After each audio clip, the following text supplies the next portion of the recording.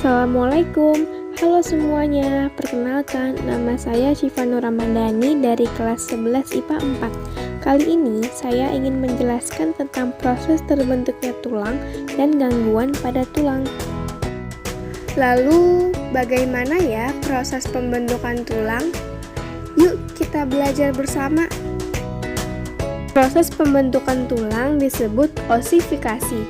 Osifikasi dibagi jadi dua, yaitu osifikasi intramembran dan osifikasi endokondium.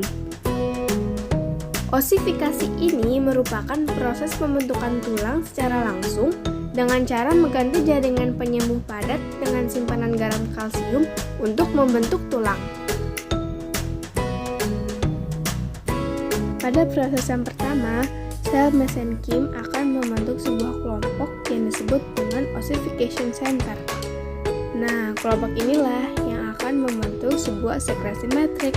Pada proses yang kedua, matriks yang sudah terbentuk tadi mengalami kalsifikasi langsung. Sedangkan sel mesenkim akan berubah menjadi sel osteoblas.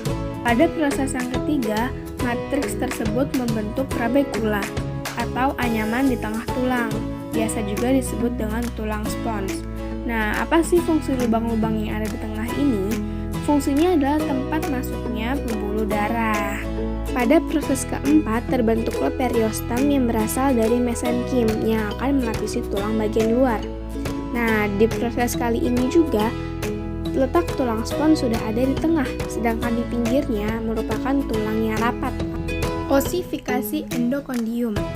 Proses ini terjadi di tulang rawan yang kemudian mengubahnya menjadi tulang keras. Osifikasi endokondium terjadi pada tulang pipa yang akan menyebabkan tulangnya menjadi tumbuh semakin panjang. Lalu bagaimana sih prosesnya?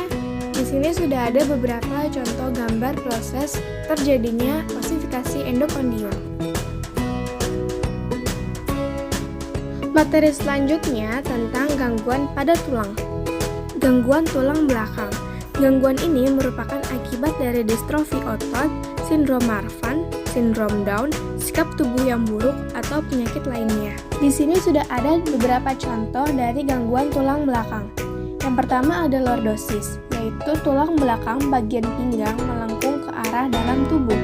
Selanjutnya ada kifosis, yaitu bentuk tulang belakang yang melengkung ke arah luar tubuh yang mengakibatkan penderitanya terlihat bongkok. Dan yang terakhir ada skoliosis, yaitu bagian tulang belakang melengkung ke samping, bisa melengkung ke kanan ataupun ke kiri. Untuk lebih memahami, kita bisa lihat contoh-contoh gambar yang ada di sini. Selanjutnya ada gangguan fisiologis tulang. Di sini contohnya ada osteoporosis. Osteoporosis merupakan keadaan tulang yang rapuh, keropos, dan mudah patah yang diakibatkan berkurangnya hormon atau berkurangnya asupan kalsium pada tubuh. Nah, di sini kita bisa lihat perbedaan antara tulang yang normal dengan tulang yang memiliki gangguan osteoporosis.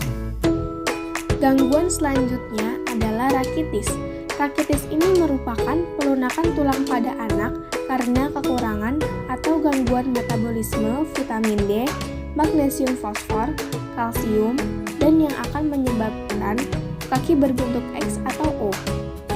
Ini merupakan contoh gambar bentuk kaki yang berbentuk O dan berbentuk X. Akhirnya kita bertemu di penghujung video nih. Terima kasih untuk semua yang sudah menyempatkan nonton video ini. Dan mohon maaf jika ada kesalahan, karena di sini kita sama-sama belajar ya. Wassalamualaikum warahmatullahi wabarakatuh.